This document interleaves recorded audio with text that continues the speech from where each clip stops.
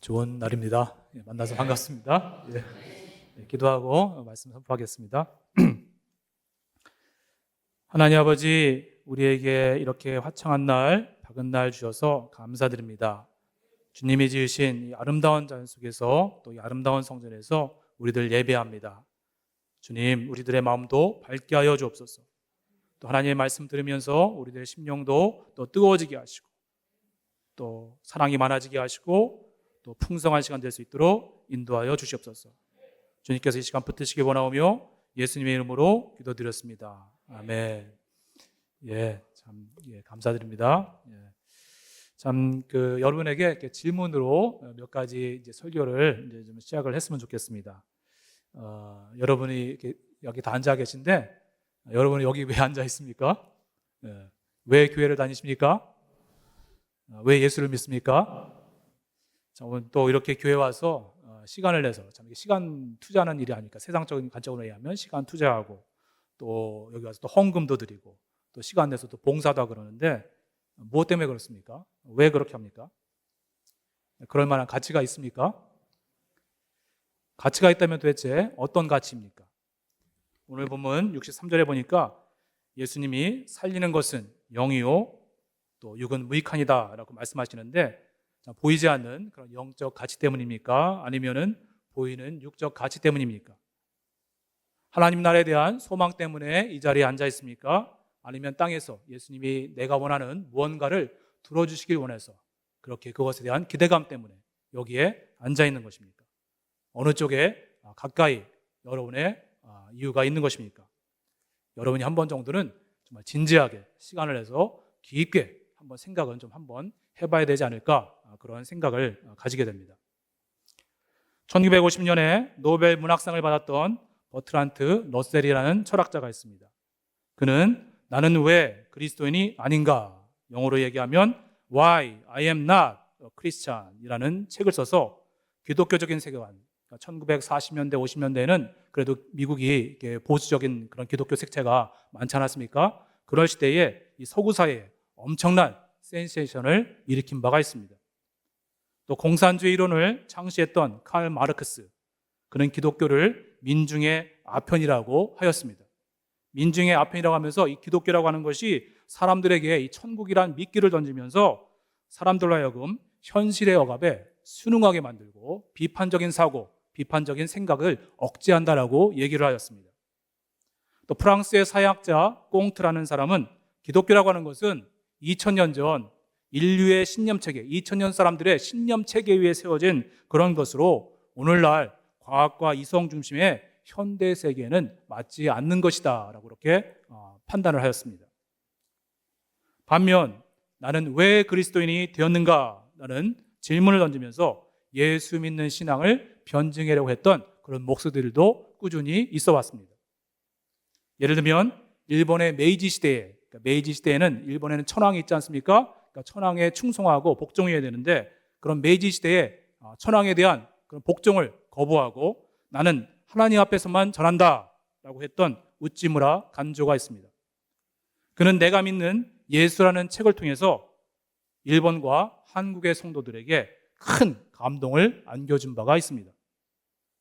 또 한때는 무신론자였지만은 철학적으로, 도덕적으로 깊은 생각을 거듭합니다. 생각하고 거듭한 끝에 예수께로 회심한, 예수 믿기로 결단한 그런 분이 한 분 계십니다. 옥스퍼드 대학의 교수셨던 C.S. 루이스라는 분입니다. 여러분이 그 이름을 한 번이라도 들어보기는 했을 것입니다.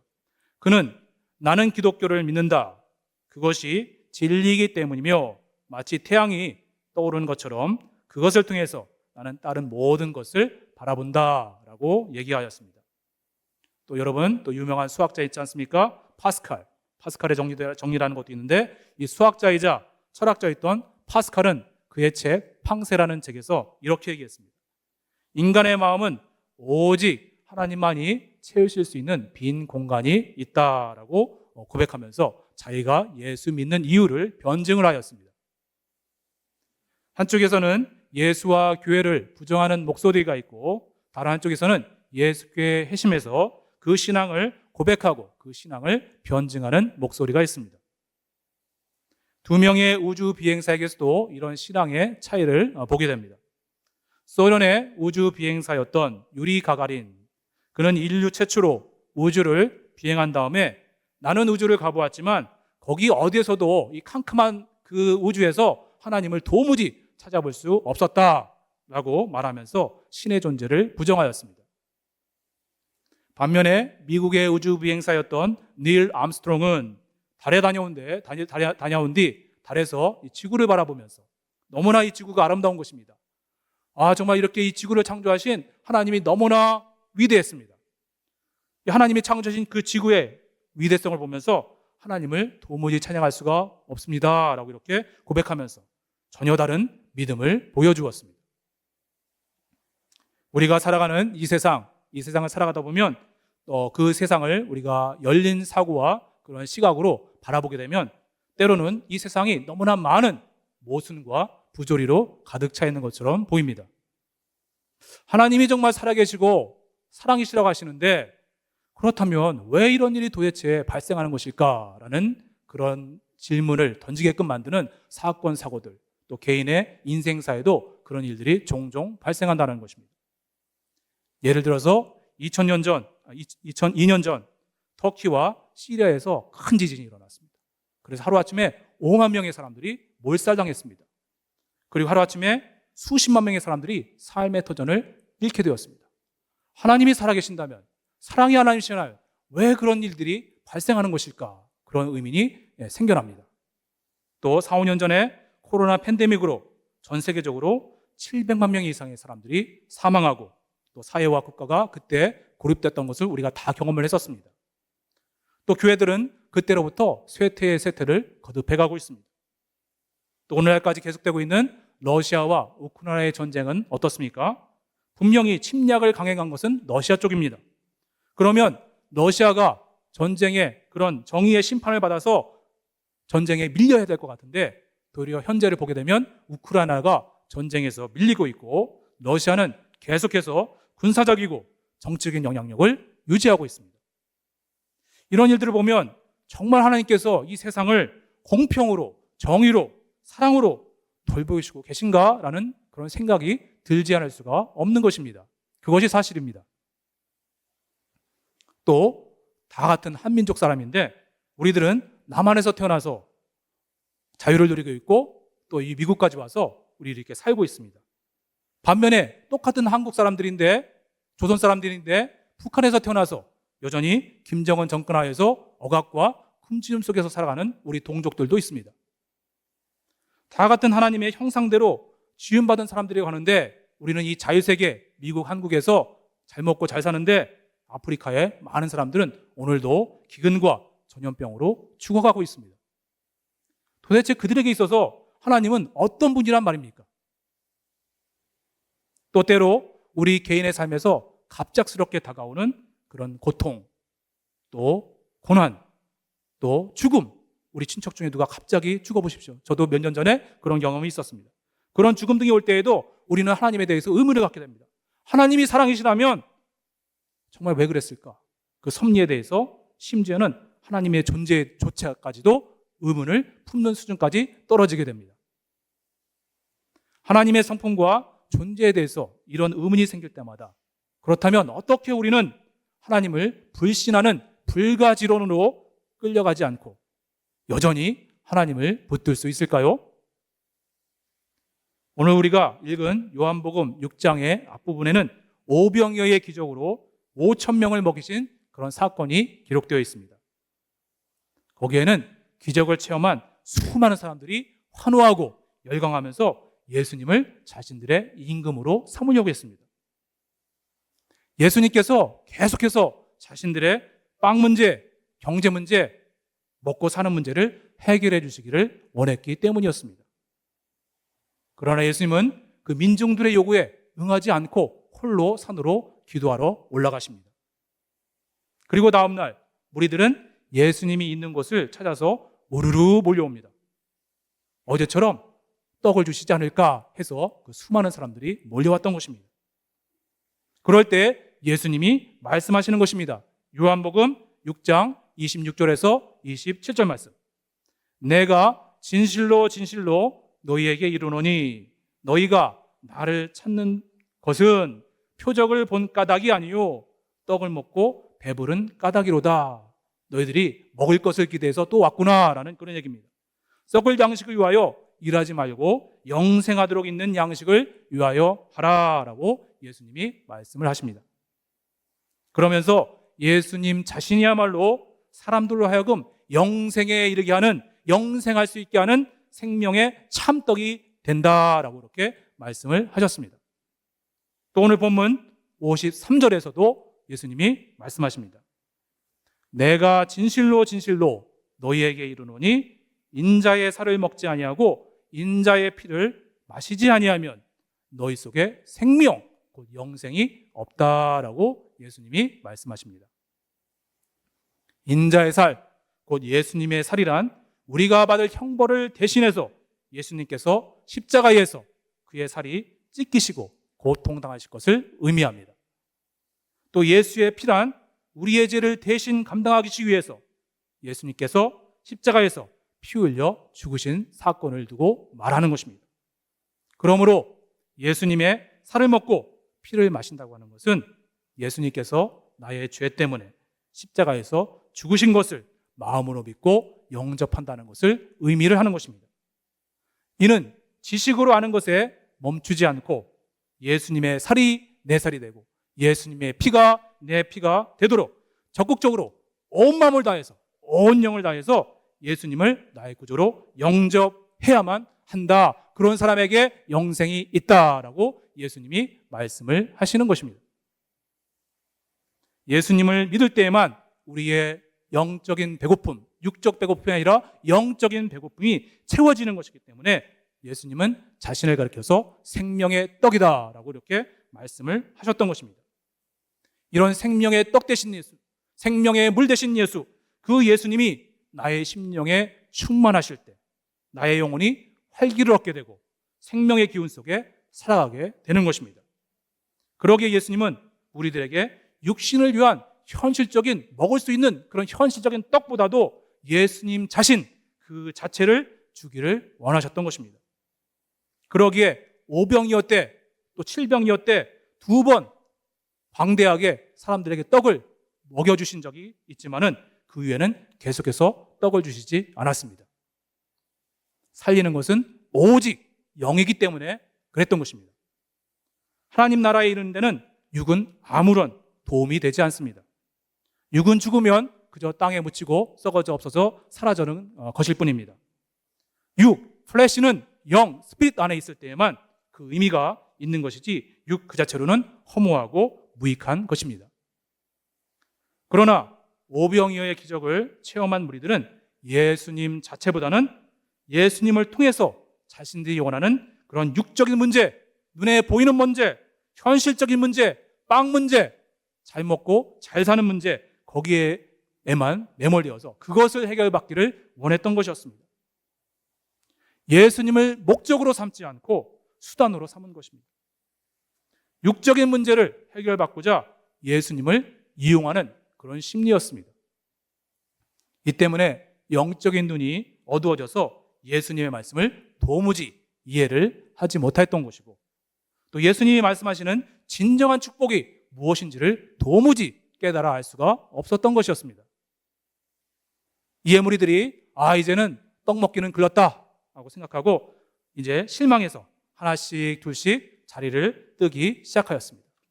결국 예수님을 따르던 무리들이 다 떠나게 되었습니다. 70명의 제자들도 떠났습니다. 오직 12명의 제자만 그 자리에 남게 되었습니다. 그런데 이 12명의 제자들도 우르르 몰려왔다가 우수수 떠나는 이런 사람들을 보면서 나도 떠나야 되는 것이 아닌가 그렇게 생각과 마음이 흔들렸습니다. 그럴 때 예수님이 이것을 보시고 제자들을 도전하시는 것입니다.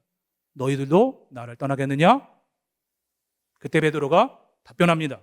오늘 본문 68절에 말씀이 되는 것입니다. 시몬 베드로가 대답하되 주여 영생의 말씀이 주님께 있사오니 우리가 누구에게로 가오리까? 베드로는 예수님을 떠나지 않기로 결정했습니다. 그동안 동고동락했던 예수님과의 의리 때문이 아니었습니다. 혹은 수제자라고 불리는 자신의 체면과 지위 때문이 아니었습니다. 또 갈 데가 없어서 못 떠난 것도 아니었습니다. 예수님에게 있었던 그 영생의 말씀, 그것을 체험했고 그 맛을 알기 때문에 그 영생의 말씀을 위해서, 그것을 계속 누리기 위해서 예수님을 떠나지 않기로 결정을 한 것이었습니다. 그렇다면 반대로 예수님을 따랐던 그 수만 명의 무리들은 왜 밀물처럼 우르르 몰려왔다가 썰물처럼 우수수 예수님을 떠난 것입니까? 무리들은 피부에 와닿는 육적인 문제, 실제적인 문제, 현실적인 그런 삶의 문제들을 해결받기를 원하였습니다. 노마의 압제에서 우리 이스라엘이 해방될 수는 있는 것인지 그것을 알기를 원했습니다. 주님께 기도하면 자녀들이 좋은 대학에 가고 또 장래에 좋은 직업으로 이끌어 주시지 않을까, 그것을 기대했습니다. 예수께로 가면 오늘도 어제처럼 굶지 않고 떡을 먹을 수 있지 않을까, 그것을 기대했습니다. 혹은 이해할 수 없고 받아들이기 어려운 힘든 고난의 환경이 놓여 있는데 간절히 기도하면 예수님이 해결해 주시지 않을까, 그런 기대감을 가지고 예수님을 쫓아왔던 것이었습니다. 하지만 예수님은 아무리 따라다녀도 나의 그런 기대에 부응을 하지 않는 것입니다. 응답을 해주시지 않는 것입니다. 아무리 기도하고 구하여도 이렇게 하면 이 세상에서 잘 먹고 번영한다, 그거를 말씀해 주시지 않습니다. 이렇게 하면 너희 자녀들이 좋은 대학에 가고 너도 좋은 직장에 취직할 수 있다, 이런 길을 도무지 알려주지를 않는 것입니다. 대신 예수님은 이상한 말씀을 하십니다. 내 살을 먹고 내 피를 마셔야 영생을 얻는다. 나는 아버지의 뜻을 행하러 왔다느니 살리는 것은 영이고 육인 무익하더니, 도무지 이해할 수 없는 그런 말씀만 예수님이 계속 반복을 하시는 것입니다.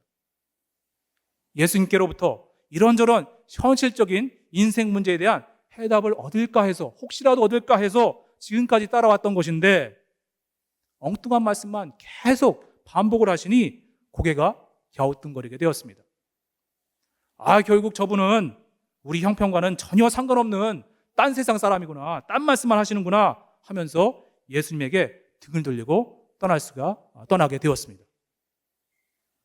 예수님을 떠나지 않고 있던 12제자 중에 가룟 유다는 어떠합니까? 겉으로는 예수님이 있는 자리에 여전히 있었습니다. 그러나 가룟 유다도 그 마음은 이미 예수님을 떠나 있었습니다. 마귀에게로 가 있었습니다. 그래서 오늘 본문 70절을 보니까 예수님이 가룟 유다를 너는 마귀다 라고 이렇게 말씀을 하십니다. 마음으로 가 있을 뿐인데 마귀인 것입니다. 가룟 유다가 마음으로 예수님을 떠난 것은 왜 그렇습니까? 그도 예수님에게서 육적인 것만을 구했다라는 것입니다. 그는 예수님을 통해서 돈 얻기를 구했습니다. 민족의 독립이 어떻게 되는지를 알기를 원했습니다. 민족의 경제적인 변혁이 어떻게 될 것인지를 알기를 원했습니다. 그런데 예수님을 3년 동안 쫓아다녔는데 4,000명을 먹이시던 일, 그리고 5,000명을 먹이시던 일, 그 두 번을 빼놓고는 그 이후로는 먹이시지를 않는 것입니다. 또 몇 명 사람들을 고쳐주시긴 했지만 모든 사람들을 고쳐주시지를 않는 것입니다. 무엇보다 가룟 유다가 간절히 원했던 것, 이스라엘의 독립은 어떻게 되는 건지, 로마 제국을 어떻게 무찌르는 것인지, 거기에 대해서는 아무런 말씀을 하시지 않습니다. 예수님이 그렇게 자기의 육적인 기대와는 다른 그런 말씀만 말씀하시고 행동하시니 실망하게 되었습니다. 무리들 같이 실망하게 되었습니다. 그래서 비록 몸은 아니더라도 마음으로는 이미 예수님을 떠나게 되었던 것입니다. 그런데 그 마음을 마귀가 사로잡아서 예수님을 팔아놓을 생각을 그 속에 쏙 집어넣어서 사탄의 도구로 이용을 하게 한 것입니다. 무리든 가룟 유다든 예수님 자체를 구하고 예수님이 목적이 되어야 되는데 예수님은 뒷전이요, 예수를 통해서 무언가를 얻어보려고 했던 것이 그 근본적인 문제라는 것입니다. 우리 성도들도 현실의 삶이 잘 풀리기를, 형통하기를 밤낮으로 간구합니다. 그런데 우리가 하나님께 구하고 아랜대로 응답되어진 것이 솔직히 말하면 몇 번이나 됩니까? 솔직히 말하면 몇 번 안 됩니다. 물론 응답받은 것도 있지만은 대부분 우리가 구하는 그런 육적인 기대들이 안 되어진 일들이 훨씬 많습니다. 그럼에도 왜 우리가 예수를 떠나지 말고 또 마음으로도 예수를 떠나지 말고 여전히 예수님과 함께 해야만 하는 것입니까? 주여, 영생의 말씀이 계시오니 내가 어디로 가오리이까? 이 베드로의 고백이 바로 여러분의 고백, 또 나의 고백이 되어지기를 소원하겠습니다. 왜냐하면 우리들은 영혼을 소유한 존재들이기 때문에 그렇습니다. 전도서 3장 11절 말씀에 기록되어 있습니다. 하나님이 사람들에게는 영혼을 사모하는 마음을 주셨느니라 라고 말씀을 합니다. 영혼을 소유했기 때문에 영혼을 갈망하는 마음이 있습니다. 자기가 느끼든지 느끼지 못하는 간에 영혼을 갈망하는 마음이 우리 모두에게 있습니다. 그래서 사람들은 영원한 생명을 추구하려는 근본적인 갈망, 근본적인 본능이 내재되어 있습니다. 육신이 육적인 만족을 구하듯이 영혼도 영적인 만족을 구합니다. 그런데 육체의 만족은 일시적이고 찰나적이어서 사라져 허무하지만 영혼의 갈망은 영혼에 속해 있고 존재의 의미와 목적을 우리에게 가져다 줍니다. 그러기에 사람은 어느 누구든지 그 내면과 심령 깊은 곳에서는 자기들이 알든지 모르든지 간에 하나님을 만나고 싶어하는 갈망이 있습니다.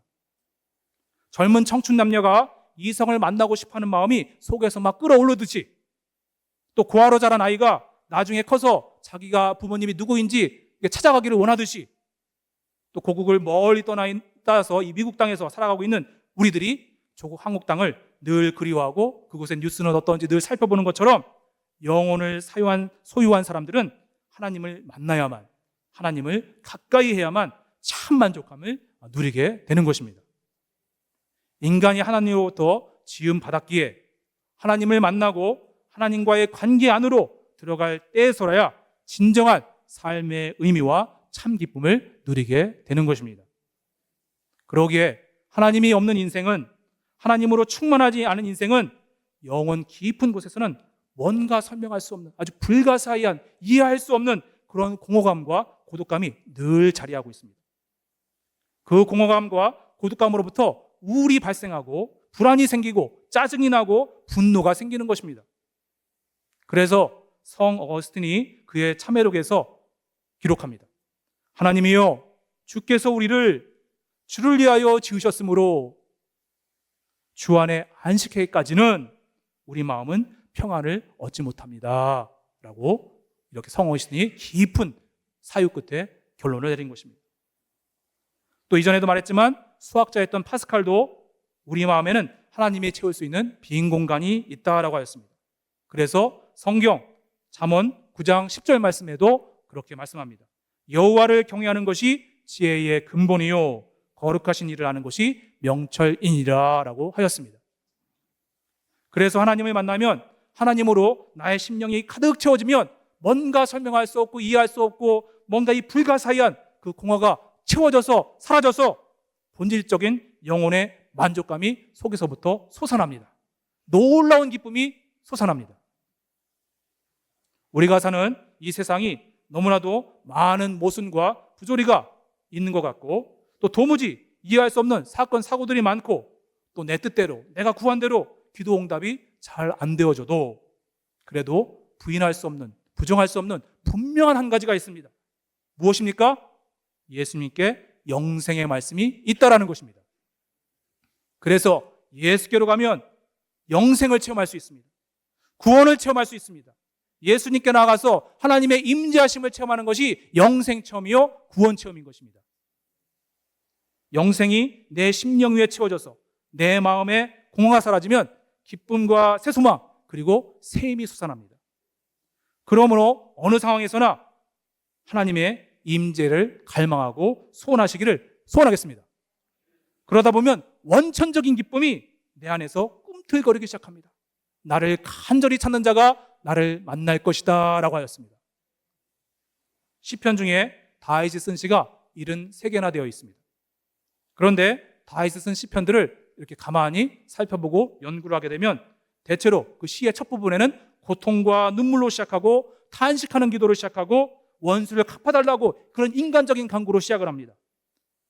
그러다가 끝에 가서는 하나님의 임재를 경험하면서 확신과 자신감 그리고 평안과 기쁨으로 끝납니다. 예를 들면 시편 3편에 보게 되면 처음에는 시편 3편 1절 여호와여 나의 대적이 어찌 그리 많은지요 일어나 나를 치는 자가 많습니다. 이런 답답함, 두려움 이런 거로 기도를 시작합니다. 그렇게 하다가도 하나님의 임재를 기다리면서 기도하는 중에 하나님의 임재를 경험합니다. 그리고 마음에 평안을 얻습니다. 그래서 6절 끝에 그렇게 고백을 합니다. 천만이 나를 에워싸 진친다 할지라도 나는 두려워 아니하리로다 라고 기록합니다.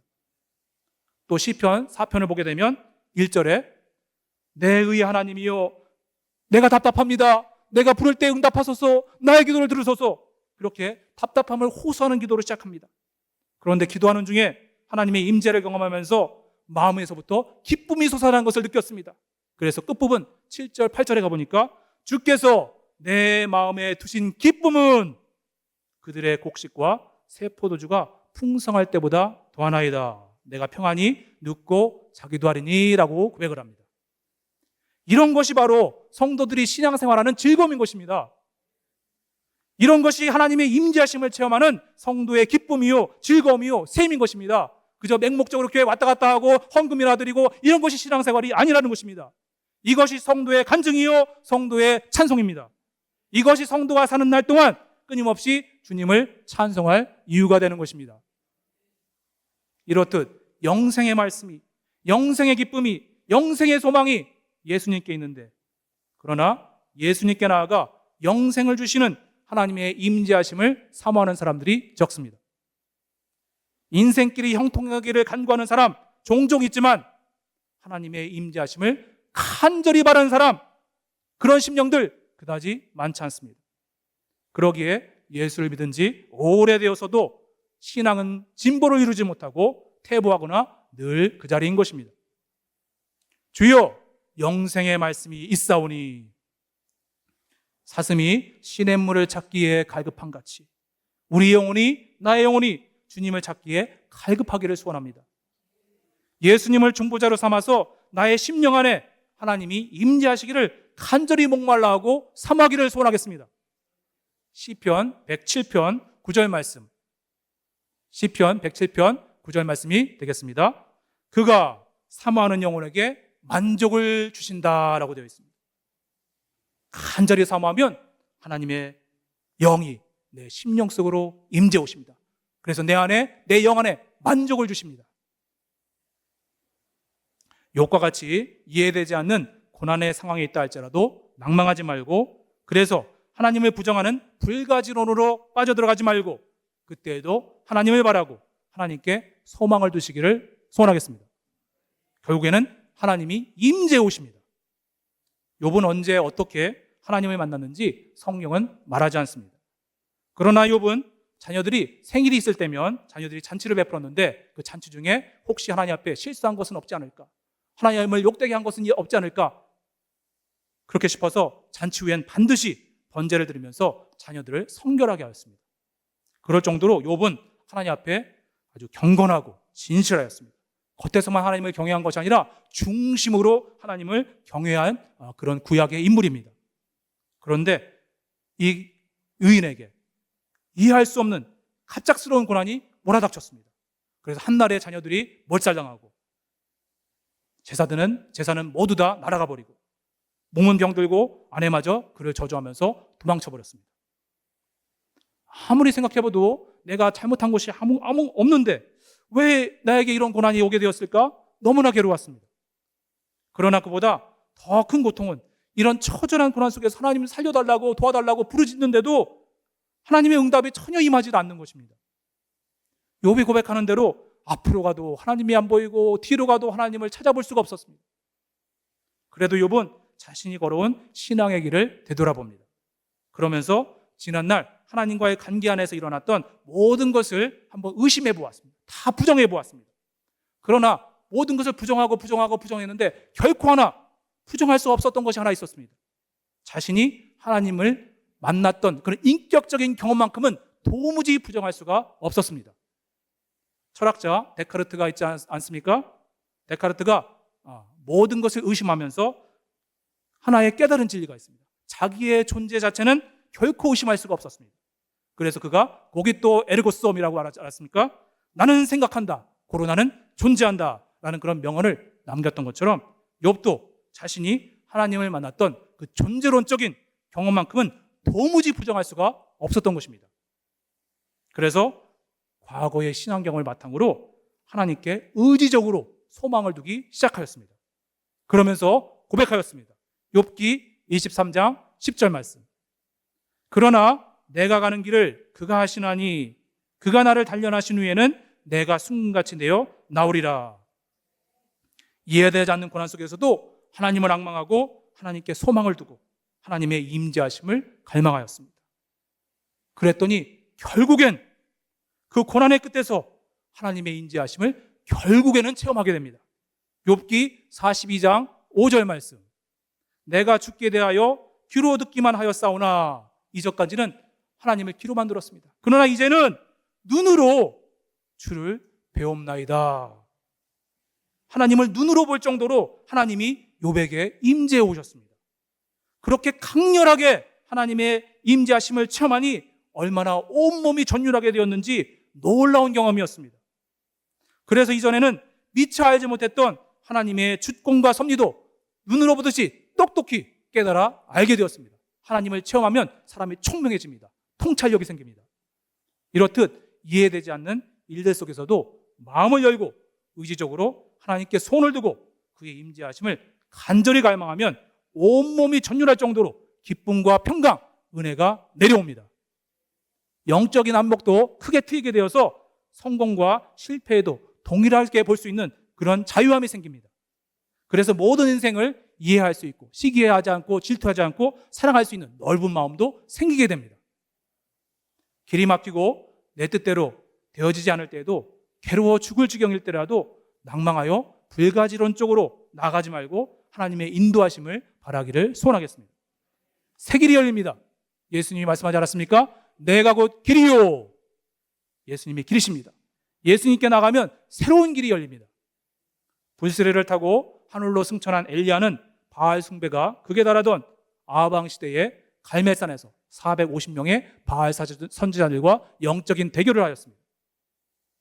그래서 제단을 쌓고 하늘에서 불록서 응답하는 신이 참 하나님이다 라고 이렇게 정하고 각자의 하나님을 불렀습니다. 엘리야는 홀로 하나님의 이름을 부르면서 이 백성에게 주 여호와는 하나님인 것을 알게 하옵소서라고 기도하였습니다. 그러자 불이 하늘로부터 엘리야의 제단으로 떨어져서 엘리야의 제단을 다 태우고 엘리야 제단 옆에 있던 그 물도랑까지 다 태워버렸습니다. 그래서 하나님이 하나님이신 것을 드러냈습니다. 이 순간 엘리야는 하나님이 살아계신 것을 드러내는 자신의 사명, 엘리야의 사명은 하나님의 역사를 드러내는 사명인데 그 사명이 성취되는 것에 큰 기쁨을 느꼈습니다. 그래서 거기에서 몰아쳐서 이 450명의 바알 선지자들을 모조리 죽였습니다.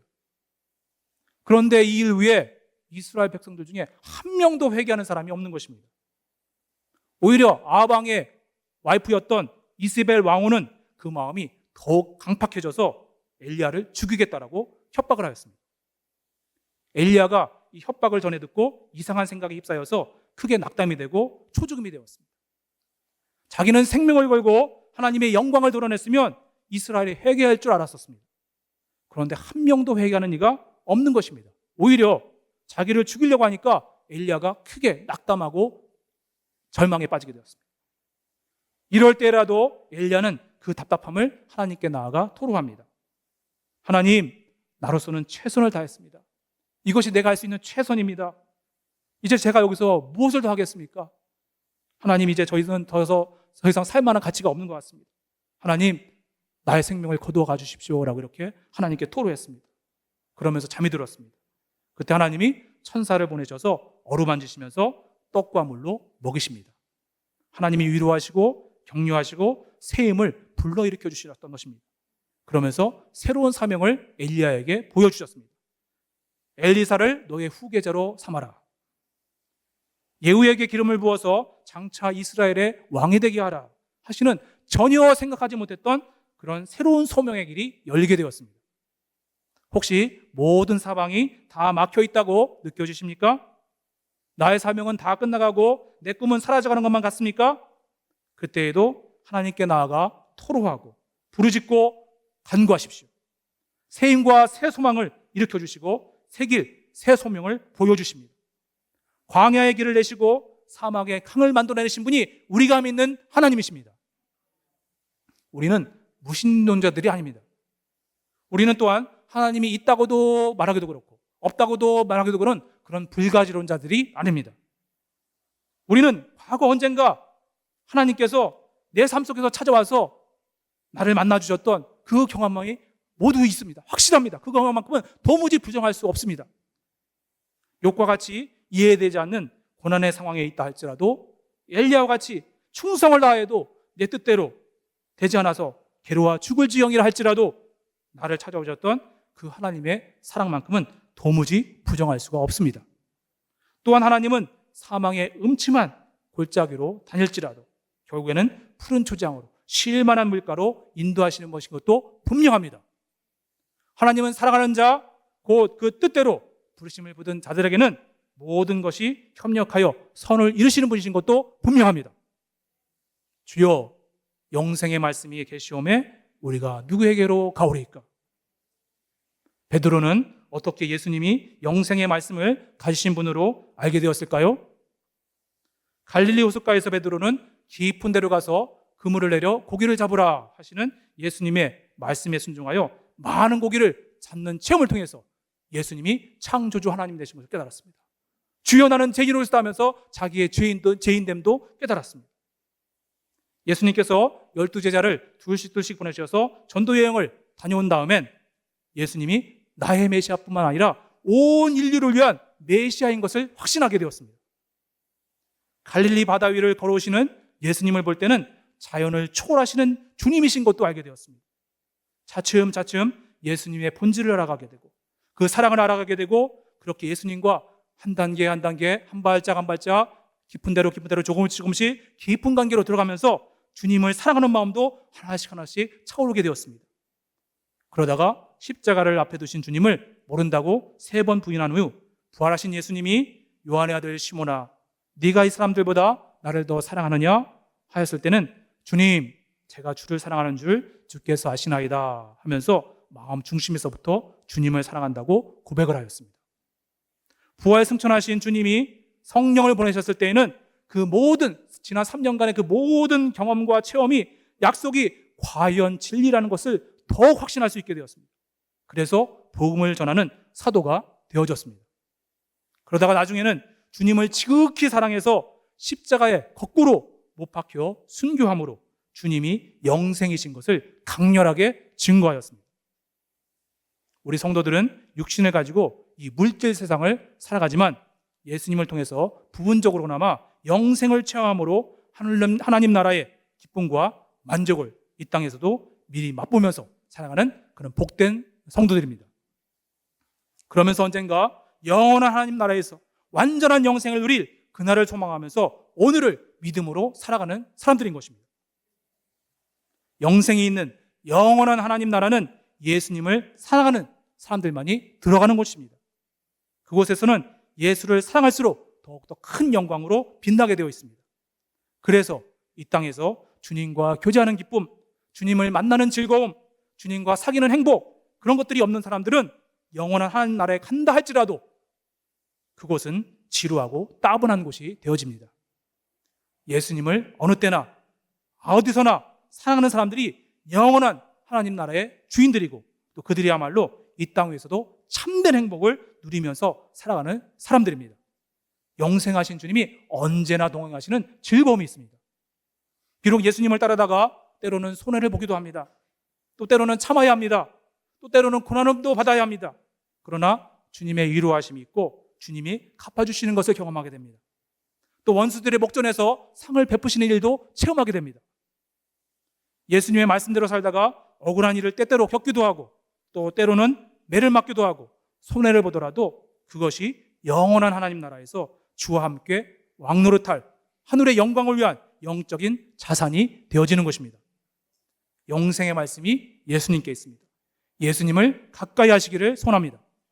시편에서는 하나님을 가까이함이 성도의 복이다라고 말하였습니다.